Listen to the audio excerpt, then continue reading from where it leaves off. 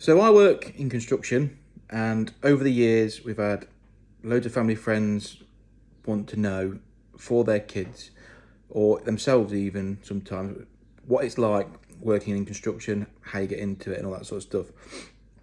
And I decided to try and come up with a few lists of pros and cons, but this is very situational because obviously it depends on you as an individual and as a person, and obviously where you're at in your life and how you are in your life and what you're feeling and everything like that.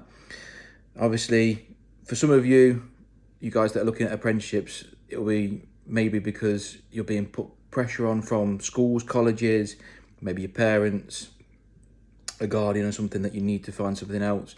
And maybe you're looking around and thinking that university isn't for you, which is where I was at. I knew I'd have a good time at university, but that would be as far as it went. So apprenticeships or going into learning adult trainees and stuff like that, very good source for you. It's extra learning. It gets you into a position where you can acquire a skill set which you can use universally. You can take it worldwide.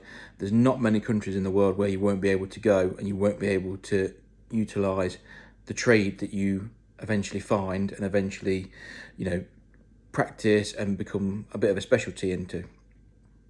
Whilst you're on that journey, you will earn some good money. You will earn enough money that you will, in theory, be able to support yourself, maybe a family and all that sort of stuff. You obviously, depending on where you live, that will be dependent on where you want to live and how you spend and how you live your life, because obviously there are multiple factors within that statement.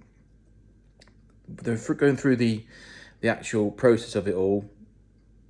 Depending on what trade you choose, it will depend on how long you have to train for. So I specialised in the electrical industry. So when I was training, it was 4 years, 4-year apprenticeship. That was college and also out on site for a certain amount of weeks per year. And you had to show at each stage that you were progressing, both in theory and also in practical. Whether that's the same in all the construction trades is slightly different, because you can get some trades where they want the experience out on site. They're not bothered about too much of the theory side, but a lot of the trades will have some theory based and they will need you to pass some of that theory stuff. When you're actually out on the job, they will usually have you obviously with someone. You will then be taught how to do it out on site as well as back in college.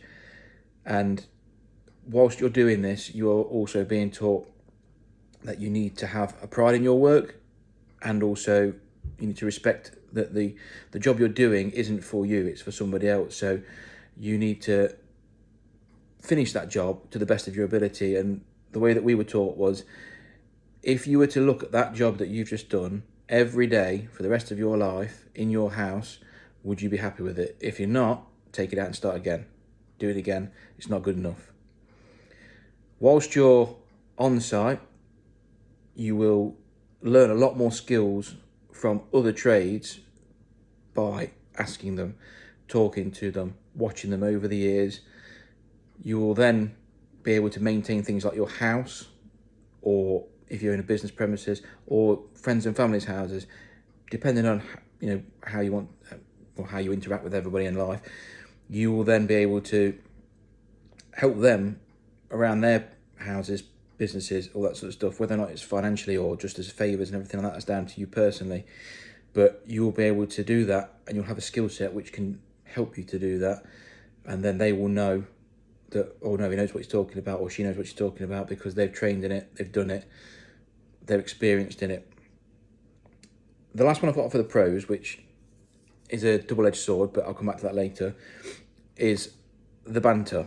Now, banter on site is sometimes savage, so you take it with a pinch of salt, but it's always been good. It's always done in the best way. It's always light-hearted, even though it doesn't seem it, but it's always for the best reasons. And you will have the best laughs all the time when you're with the best people. Now, it doesn't always happen like that, but banter on site is always good. You get away with a lot of things, maybe things you shouldn't do, But because you're on a construction site, it is considered to be banter, and that's the way we do it. This leads me on to the next point, which is on the cons list, where it is a physically and mentally demanding job, career path, whatever you choose. Doesn't matter whether it's industrial and commercial or whether or not it's on the housing side, flats. You will be on your feet majority of the time, and you will be mentally always looking at either a problem, trying to find a solution, or looking at the dangers and hazards around you. So you have to be on guard all the time. This leads me on to the next point of being a dangerous job. It was quoted roughly about 1 death a week on a UK construction site. Now, obviously that fluctuates year by year, but they say roughly about 1 a week. It used to be 2, so it has gone down. When I first started, it was averaging 2 a week. So now it's gone down, so they've actually gone in the right direction. But that may be because things like asbestos have now started to, those original early doors, obviously diseases that came from asbestos have started to tail off, which is a good thing. But obviously there was a lot of asbestos related deaths from all the asbestos users over the years, not just from the construction industry, but also family members of people in the construction industry that had died from it. Also, there's another thing with that as well, is that the construction industry has one of the worst suicide rates amongst any industry. And that is, again, back to, it's a physically and mentally demanding job. And you're also, at a large part of the time, you may be working away, where you are living away maybe 7 days a week, sometimes, depending on how the job falls, from your friends, your family, people you normally interact with, and you will be living in isolation with these people that you work with. Now, if you get on with those people and you have good banter, that's fine, brilliant, it's a great time. If you don't get on with some of these people and you're stuck with them 7 days a week, every week, until that job is finished or until you get a week off holiday or something like that, you are stuck with them, and that can be, again, physically and mentally draining. It puts a strain on you, and that is difficult.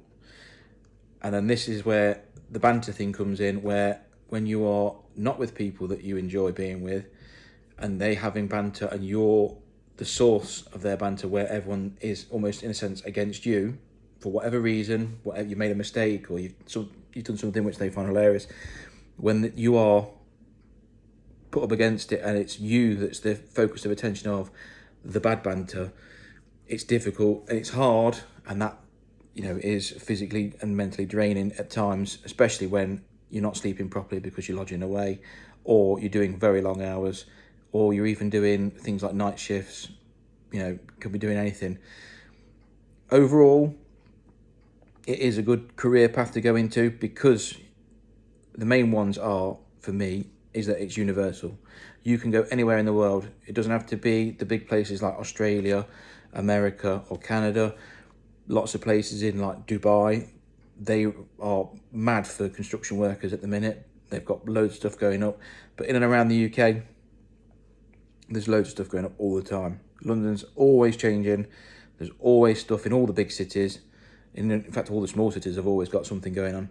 So you will always find work, as long as you take pride in your work and you put a lot of respect into the jobs that you do, and you make sure that if you saw it every day for the rest of your life in your own house, would you be happy with it? Easy peasy.